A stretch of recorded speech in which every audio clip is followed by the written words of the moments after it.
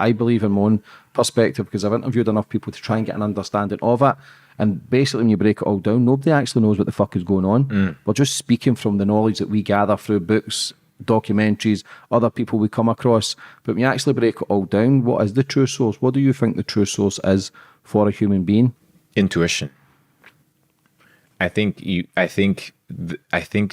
ability to perceive how the things around you are working. You're not going to know everything, right? And also, you're not necessarily going to place your belief system into what somebody else has told you. You have to experience it for yourself. So it has to do with experience. It has to do with going through the process of learning truth. Because people are like, oh, like, what do you believe in? Well, if you believe in something, it means that you have no certainty of it. But you need to know things. There's a verse in the Bible that says, you shall know the truth, and the truth shall set you free. Not you shall believe in some white man with a beard, in heaven that will, no, it says you shall know the truth. So the question is, how do you know the truth? Well, you need to be paying attention. You need to be aware. You need to be observant. You need to have open ears. You need to have humility. People act like, and they walk around like they know shit, like that they have the answers. Well, if you have the answers, then truth will never reveal itself to you. So very much walking with humility and like a student. I think that that's the biggest learning place. The biggest learning place to seek for truth is when you position yourself and being like, hey, I don't know anything. Let the universe reveal itself to me. And it does. And these mysteries, some people like to give it names and characteristics and attributes, but once again, we all experience it differently. What do you think humans are? What do you think we are? I think we're experiencing this like three-dimensional realm, but our consciousness will potentially be more expanded outside of our physical limitations once we die. What about the creator? Do you think someone created us? Absolutely. 100%. Intelligent design makes absolute sense. Could we be machines? Could we be avatars? Could we already be robotic? I mean, robotic. Because you look at the way the central nervous system is, how the brain functions, how the organs function. Something created that. And if you go back thousands of years of with some of the tombs and pyramids, some people say they were created by lasers. And there's definitely design. There's definitely design attributed to it. And it's interesting you say that, because, for example, when we talk about like civilizations that have been wiped out, this is obvious. Civilizations have been wiped out. I just spent a month in Italy looking at the ruins of Pompeii. They say 80% of Pompeii is still under the ashes. So like all these things about history that we have no idea about, no context whatsoever. People are like, oh yeah, well, why is it that we don't have remnants of plastic from back in the day? I was like, well, maybe they were just so intelligent and so intellectually superior that they realized that plastic wasn't something that they should utilize. Like plastic is something that's fucking us up.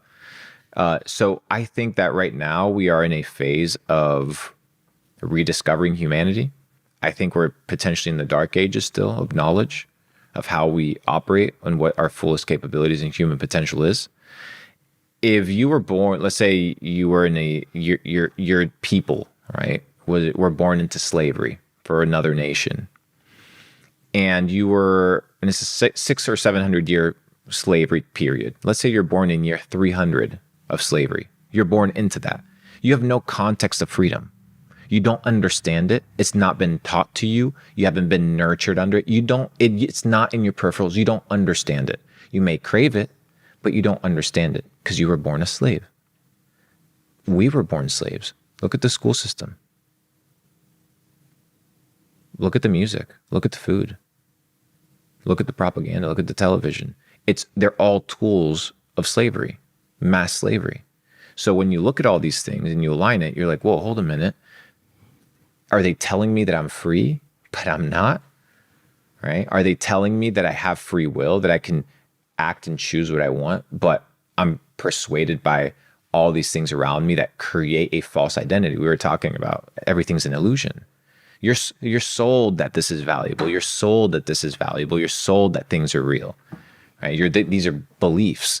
So what if we've been born into this belief system that we're free, but you look at the byproduct of our existence and we're at 10% capacity of our potential, which means what? Which means it's not that the energy isn't being expended, it's that the energy is going into somebody else's pocket, because we look at money different than rich people look at money. Rich people don't look at money like monetary units. Rich people look at money like energy. Energy, because you take that money and you pay somebody for what? Their time and their labor. That labor is energy. Everything is quantified in energy units. So rich people understand that. So they'll give you fake imaginary paper in exchange for what? Your lifespan. That's the game. So if you print the money, you get infinite lifespan that you can play with. That's why you can fund infinite wars. That's why you can fund infinite construction. That's why you can fund infinite slavery, because you can pay people. That's why we're basically debt slaves. So the entire premise of where we currently stand in society is that we need to wake up as a collective consciousness that you aren't what people have told you that you are. You don't need to work a 9 to 5 in order to be validated. You don't need to work for a big company. Yes, making a ton of money is great, but dude, you can make $5,000 a month and live with total freedom. I was happy when I was making 10 grand a month, dude. I had less responsibilities, less problems than I fucking do now. But I've been limited and you can't make $10,000 a month. No, well, you need a college degree. Oh, well, you need to do this. These are all limitations, slave belief systems that have been cast upon us on how we're supposed to operate. And once you break free from that illusion, you begin to realize that you can live life on your own terms. But it's trying to break free. And like I say, happiness is a mindset. And no matter if it's $10,000 a month, $10 a month, because people can be happy with anything. Yes. And you see the kids in Africa or whatever, and they've not got much, and they get a new ball, and they're the happiest kids in the world. Kids here, Western society, they've got everything, but yet they complain the most. So everything, like you say, is slavery. I'm a slave to it. I understand the patterns, but yet I'll still buy the nice watches, the nice cars, the nice house, because it still strokes the ego. But as the more I get, the more I know that's not where I find my true purpose or the source of true happiness. I genuinely get my happiness seeing my kids happy and other people around me happy. It's just the way my mind is. I'm never happy all the time. I'll get short bursts of 20 seconds. That was good. And then I'm straight into thinking something else. I'm trying to quieten the mind. I've tried meditation. I've tried fucking running. I've tried it all. My job is just to stay busy. That's all I can learn. I'm 40 years old, so I figured the patterns that works for me, what kind of, like I say, I understand the technology, but I'm still addicted to my phone. I'm still addicted to making money, even though I know money's a fucking illusion. And the value we give money here for a paper, a currency that it doesn't even have any meaning, it doesn't have any value. We give it the value here. And that's where people need to try and waken up, because it doesn't matter, even though 95s are just as important as well. Because sometimes I look at people and I think, have they cracked the code? Because they're doing their thing, they know when to stop, they know when to start. For me, as an entrepreneur, I can't switch off. I'll go on holiday and I fucking work harder than I do when I'm actually supposed to be working. So it's a constant. Dana White says it as well. You're working Christmas Eve, Christmas Day, New Year's Eve, New Year's Day. So it's consistent. And like I say, if you're working a 9 to 5 as well, as long as you're providing for your family, for me, you're winning. It's just trying to find that balance of trying to enjoy life as well. And sometimes I think we can get caught up in the fake illusion of life, because social media portrays everyone as having a great life. But when you actually break it all down, nobody's fucking that happy. I've never met someone who's connected and I think, bang, you've got it sorted out, where they live off the land and grow their own crops and fresh water, and their kids are free in the fucking farm and they've got their own animals. That's the way I see a good life. Back in the day, the Native Americans, and they kind of seemed to me had it sussed with the way they grew the way they were connected to the animals and their love. But now I just see all destruction, pain, misery. I don't know if that then is going to be a massive awakening. I think lockdown was a massive awakening to people. Bear in mind there was over 13 billion vaccines put out. The UK was over 93% with the vaccine. Everybody got it. Thankfully I didn't get it. I was against that. I questioned it. Like I said to people, I'm not a scientist or a fucking doctor, but a good intuition to understand something at a 99.9% survival rate, but you're willing to put that in my body, and yet if I don't, I can't travel, I can't work, I'm ridiculed, I'm shamed. And I thought, you know what, fuck it. And thankfully now I stuck my guns, and I think people now are waking up. But if there's another lockdown in 5 years, which potentially could be, it still scares me how fast the world can be shut down. And nobody questions it enough, because they're believing what the media say, the politicians say. The politicians were locking people up. People weren't seeing loved ones. They were missing the births of their kids.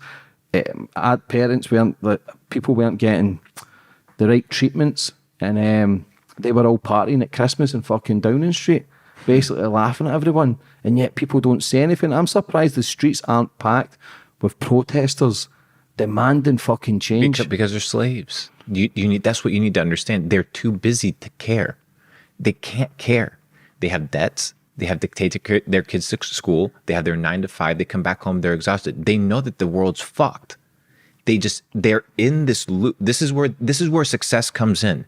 It's breaking the current patterns of behavior, because the current patterns of behavior that you have, because you realize that shit's fucked up. Like nobody's stupid. People see it and they're like, yo, this shit's fucked. Okay, but what can I do about it? Well, nothing. Because you look at your calendar and you're like, dude, I'm fucking busy. Dude, when I was cleaning toilets, pressure washing basketball, I was busy. I could still be there doing the same thing, being in that same loop, but upon a new awakening and a new thought, truth acts upon what? Action. So when the world or the universe gives you an insight, like look at what happened in COVID, and it gives you an insight. If you don't act on that insight, truth stops revealing itself to you because you're not being obedient, you're not listening. So when it tells you, hey, wake up, look at what's taking place. You need to make more money. You need more passports. You need to be able to be financially free. You need to ensure that they don't just jab you and put anything into your body. When you start realizing these things, you need to act. So what does it take to act? You need to be able to set time aside and break out of the current behavioral patterns and create new behavioral patterns towards an elevated lifestyle. And the elevated lifestyle doesn't mean having more things. But even people that have nothing, they still have things to work on. In fact, they have more to work on than most people. But just saying, oh, I'm happy is not enough an alibi, because even if you're motherfucking happy, when shit hits the fan, you still got business to take care of. So your happiness isn't going to make sure that when AI is introduced and input on fucking digital ID vaccine passports, that your happiness is going to get you out of motherfucking trouble, because it's not. So you still have to prepare, because that's the world that we live in. We've just been bought into the system that everything's okay, that there's no war upon us, that nobody's trying to take our freedom, that nobody's trying to fuck us up. But you could just look at throughout all of history, how many countries have been sieged because they shut down their water, fucked up their water supply, or how many countries have been taken over because they infiltrated through the food system? Tons. Look what's taking place in America, dude. Everybody's fucking fat. You don't think that that's on purpose? It's 100% on purpose. You're killing one of the only places and beacons of freedom left in the world constitutionally. Of course, everybody's attacking it. So the entire premise is, yes, right? Be content with what you have. 100%. Be grateful. If you can put food on the table, you're good. You got your basic necessities covered. You know what now? Somebody wants your fucking freedom. You don't like the truth? That's the truth. What do you think? Biden has your best interest in mind? Come on, bro. Like, it's fucking, he's there stealing. Like, that's the name of the game. Like, you don't understand politics? You're a fucking clown. You think these people work for free? For free? No, people don't work that way. So once you understand that they don't have your best interest in mind, you have to seek out your own best interest. You have to protect yourself, take care of yourself. That means you have to become better. You have to become better. And what we talk about is becoming better, right? And people don't like that, because becoming better requires what? Accountability and responsibility. And what I always tell people is the rich and the unrich, the successful and the unsuccessful, they're all self-made. But only the rich and the successful will admit it. The unsuccessful and the broke people, they won't admit that they're self-made, but they are self-made. They are the byproduct of their thoughts and their decisions. So once you unlock a new thought, a new data set, a new piece of truth that the universe gives to you, and you don't act upon it, like when you at the age of, I think it was 31, 32, something like that, it hits you. And you're like, what the fuck? And you acted upon that truth. You could have taken that and continued down the same journey, but you're like, no. And a new life, because you acted on it. So the encouragement to people is act upon the knowledge that you're receiving as to where the world is headed, because it's not a good place. And if you're in fucking Berlin in 1944 or 1932, and somebody told you, get the fuck out because this is what I see. Nah, I'm not going to get, you would have gotten fucked.